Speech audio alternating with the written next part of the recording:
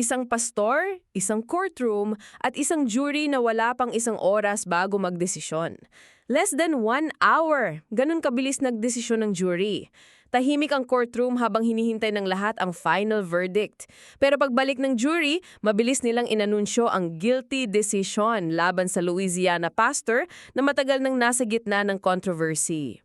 Ayon sa reports, ito na ang ikatlong conviction connected sa criminal case involving teenage boys. Habang binabasa ang testimony sa korte, naging emosyonal ang ilang tao sa loob ng courtroom. Marami rin online ang nagtatanong kung bakit inabot pa ng maraming taon bago tuluyang humarap sa matinding consequences ang accused.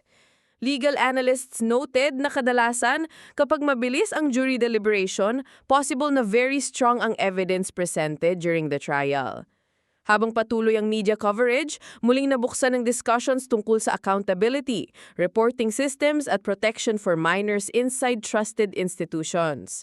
At habang hinihintay ang susunod na legal steps, marami pa rin ang nakatutok sa magiging development ng kaso.